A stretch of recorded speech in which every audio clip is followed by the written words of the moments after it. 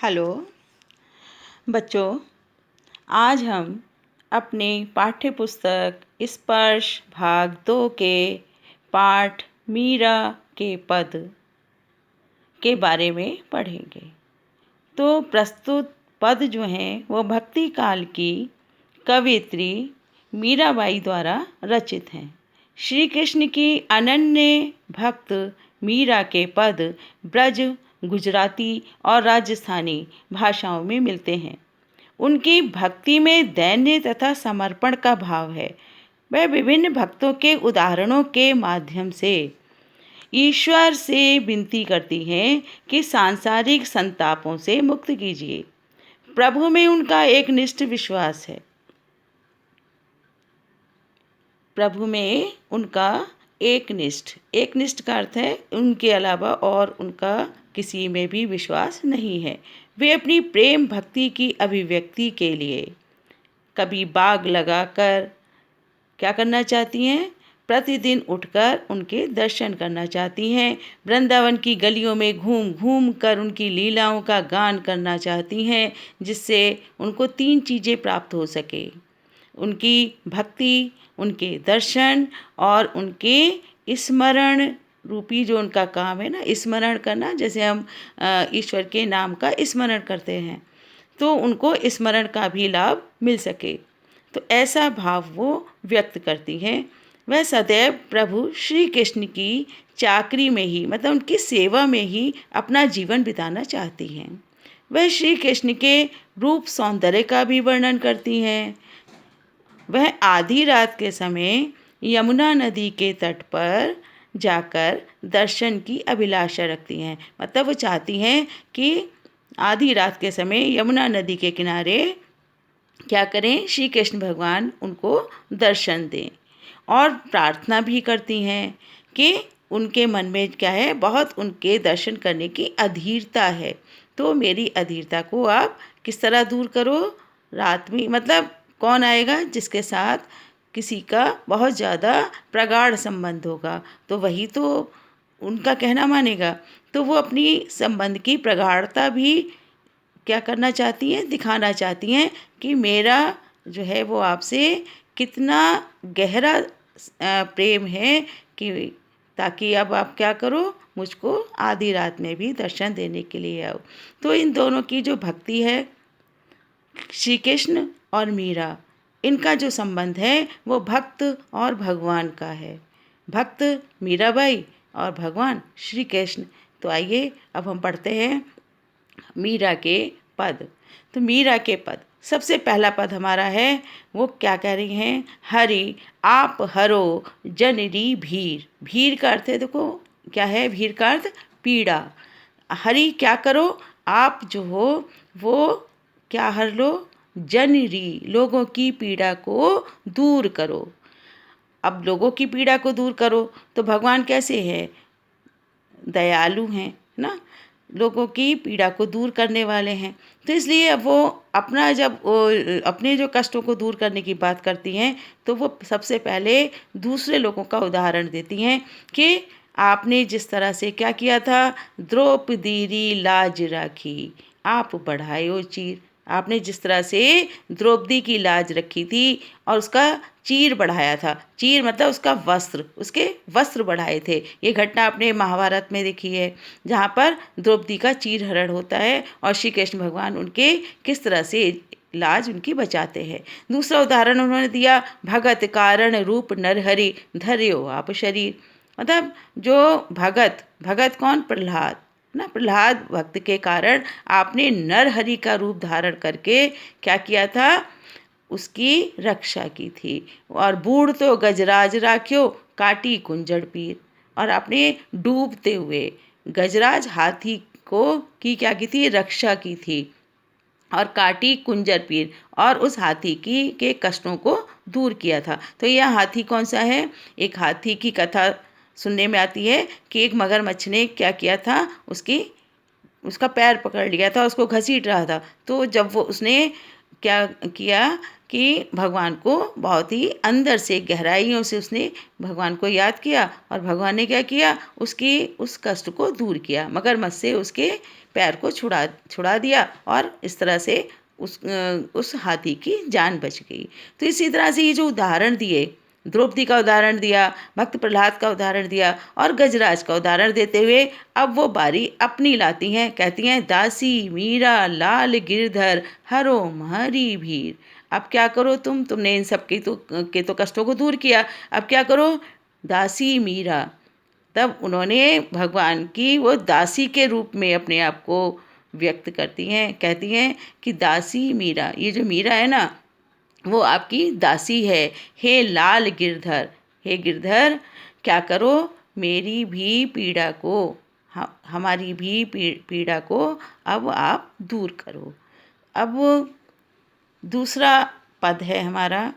अब यहाँ पर ये दासी आया था, अब यहाँ वो उसी भाव को आगे बढ़ाते हुए कहती हैं कि श्याम माने चाकर राखो जी। हे श्याम, तुम क्या करो, हमको अपना दास बना लो। चाकर, नौकर या दास, दास बना लो। गिरधारी लाला माने चाकर राखो जी। हे गिरधारी लाला, मुझको अपना नौकर बना लो, मुझको अपना नौकर बनाकर रख लो। अब चाकर रहस्यूं बाग लगास्यूं, मैं चाकर रह के क्या करूँगी, चाकर रह करके बाग लगाऊंगी, और नित उठ दर्शन पास्यू, और जब आप उस बाग में घूमने जाओगे तब मुझे आपके दर्शनों का लाभ होगा। इस दर्शन के लाभ के कारण वो श्री कृष्ण के लिए बाग लगाना चाहती हैं। वृंदावन री कुंज गली में गोविंद लीला गास्यूं, और क्या करूँगी, जब आप मुझको अपना दास बना लोगे तो वृंदावन की कुंज गलियों में, कुंज के जो पेड़ों वाले वहाँ उनके जहाँ पर उन्होंने रास रचाया था वो कुंज गलियाँ, उनमें मैं क्या करूँगी, गोविंद लीला गास्यू, हे श्री कृष्ण आपकी लीला का गुणगान करूँगी।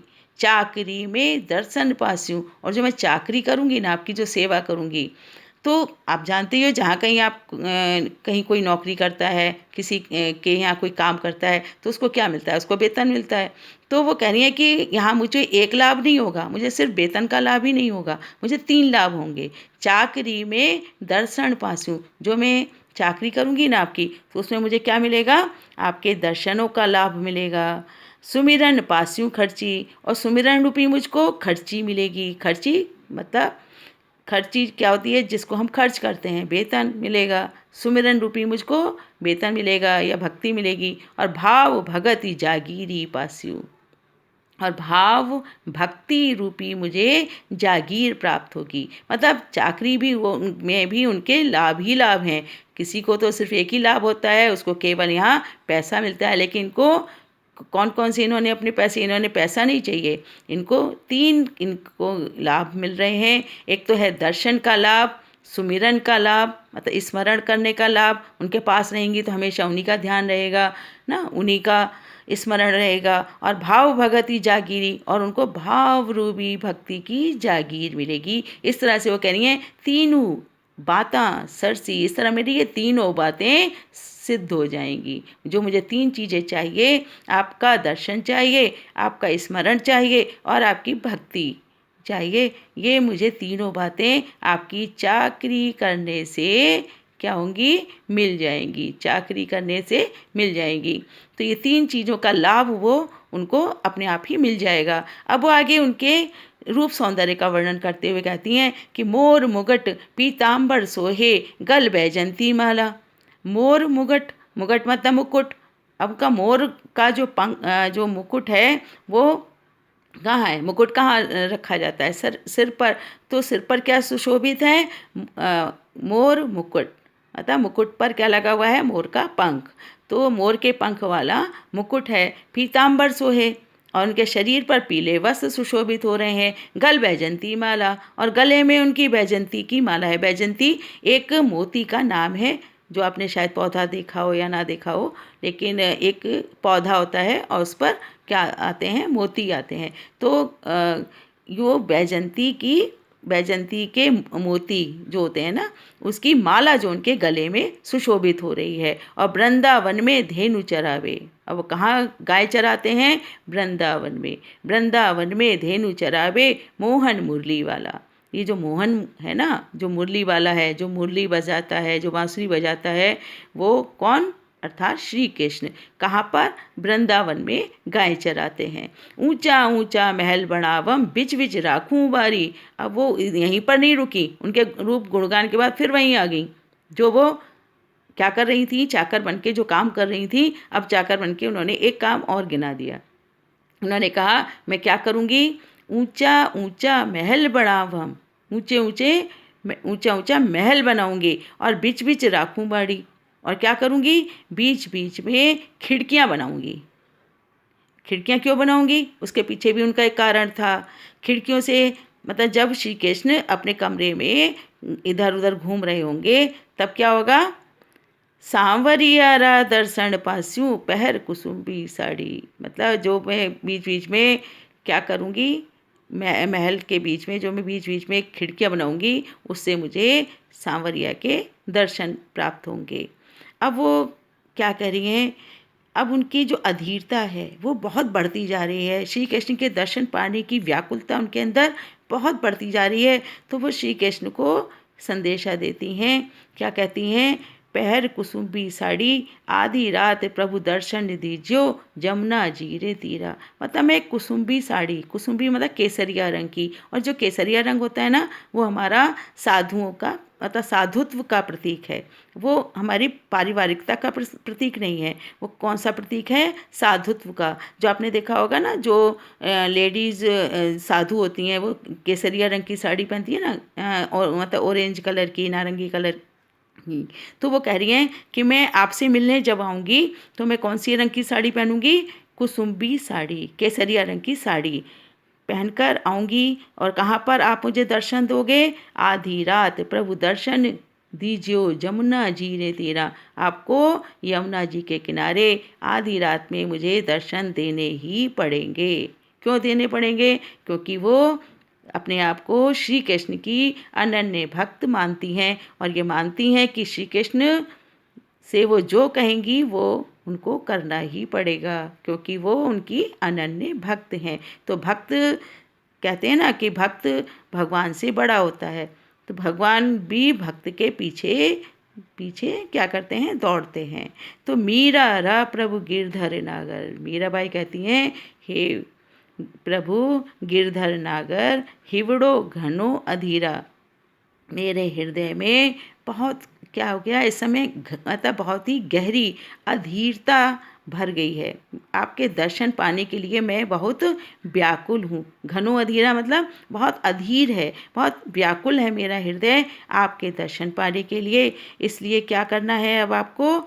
मुझे दर्शन देने ही पड़ेंगे, और मैं आपके दर्शन प्राप्त करने के लिए केसरिया रंग की साड़ी पहन कर आऊँगी। केसरिया रंग आपको बताया ना, ये किसका प्रतीक है? ये साधुत्व का प्रतीक है। और उन्होंने संसार तो सब त्याग दिया है, और वो किसकी भक्ति करती हैं? केवल और केवल श्री कृष्ण जी की। तो इस तरह से हमारी कविता ये यहाँ पर समाप्त होती है। और हम इस कविता को क्या कर सकते हैं? इस कविता की कुछ काव्यगत विशेषताएं हैं। इसमें क्या है कि ये ब्रज भाषा तो है, लेकिन क्योंकि मीराबाई राजस्थान की थी, तो इसमें कहाँ की है? राजस्थानी भाषा का भी इसमें प्रभाव होता है। तो राजस्थानी भाषा ने ब्रज भाषा के ऊपर प्रभाव जमा रखा है। और हम इसको गा भी सकते हैं। कैसे गा सकते हैं? जैसे आपने इनके गीत सुने होंगे मीराबाई के, गा सकते हैं ना, श्याम मानो चाकर राखो जी, गिरधारी लाला माने चाकर राखो जी, चाकर रहस्यूं बाग लगास्यूं नित उठ दर्शन पास्यूं। देखा, इस तरह से हम इसको गा भी सकते हैं। तो ये गेय भी है ना, मतलब गाने योग्य। ठीक है, तो ये हमारी कविता यहाँ समाप्त होती है। और आपको इसकी व्याख्या उम्मीद करती हूँ कि अच्छे से समझ में आ गई होगी। तो अगर मेरा ये चैनल आपको पसंद आए, आप अच्छा लगे, तो लाइक करो, सब्सक्राइब करना और शेयर करना। ओके।